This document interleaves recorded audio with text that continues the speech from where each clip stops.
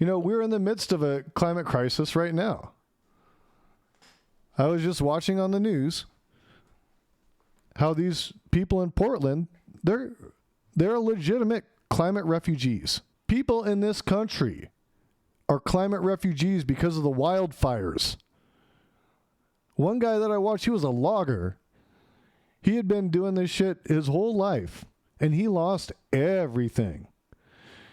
We keep saying that climate change isn't real, that it's not a real thing. This isn't really happening. I don't say that, but some people do. Or that it's not man-made, or we can't control it. We absolutely have the ability to control it. We absolutely have the ability to control it. And I find it really interesting that this IPCC climate change report comes out, and this is major news. Like, we're 10 years ahead of schedule on basically destroying ourselves. And you know what?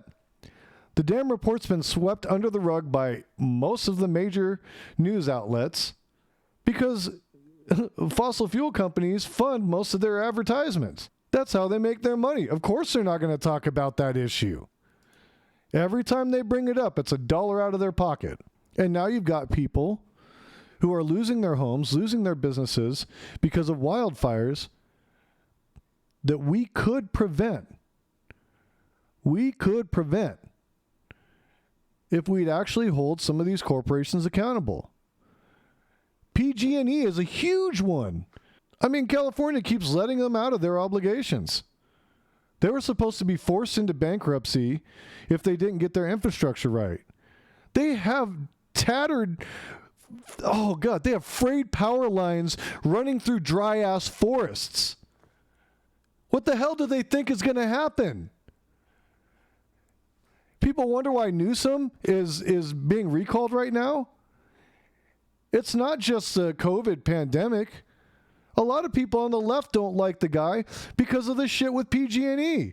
We're doomed. We are going to fry. I mean, in recent weeks, wildfires have killed more than 100 people and rendered thousands homeless. And we're seeing it in other countries too. It's not just here in the States. It's happening in the Mediterranean. It's happening in Algeria. It's happening all over the place. The Dixie Fire that hit California, that was the second largest in the state's history. Siberia is having wildfires.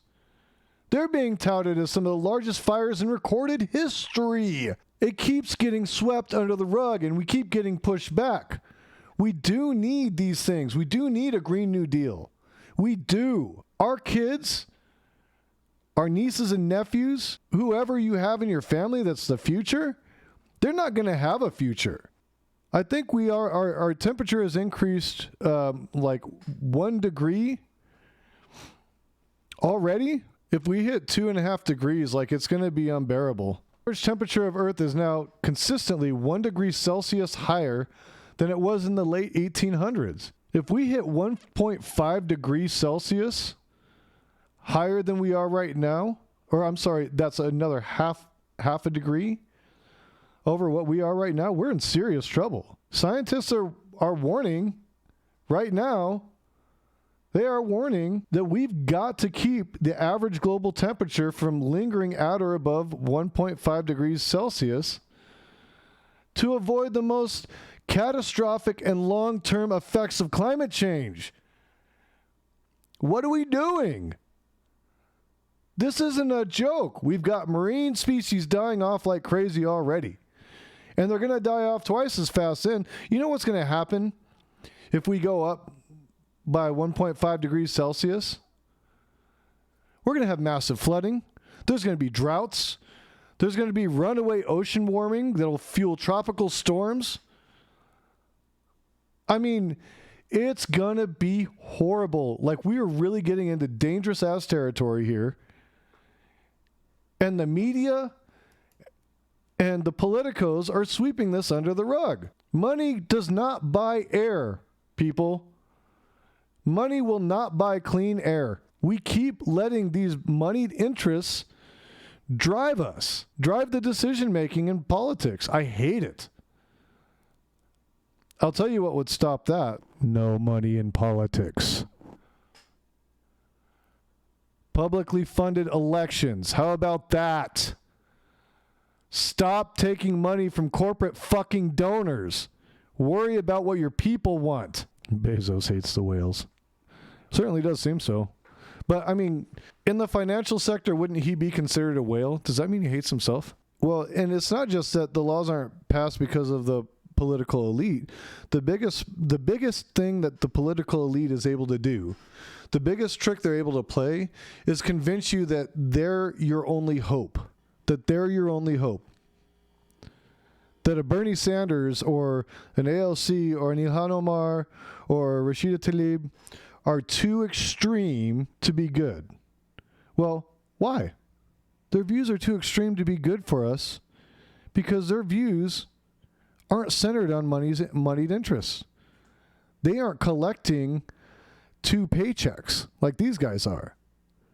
They get paid from the government, then they get paid from the lobbyists.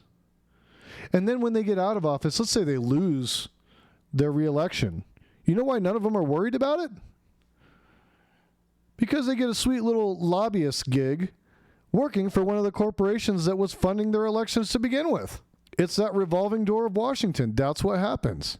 Our own Kyrsten Sinema here in Arizona, there was just a video of an ExxonMobil lobbyist who thought he was at a job interview. It was actually a journalist trying to get information. ExxonMobil lobbyist tells this guy straight up, Kyrsten Sinema, Joe Manchin, they're in our pockets.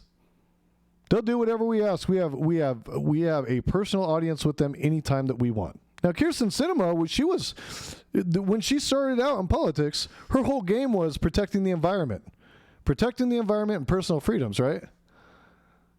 She ain't doing none of that shit now. She sure as fuck don't care about the environment with our infrastructure package. Our neglectfulness over the environment should be criminal. It's gross negligence by several governments, by several corporations who are just short-sighted about what they're going to put in their pocketbook. They know they'll be dead and gone before any of this affects them, but our children will not be dead and gone. Our children will be affected by this. Our children. I don't know, man. I don't know the answer. We just got to keep pushing. We got to push these climate change deniers out of office. We got to work our asses off. There isn't another choice.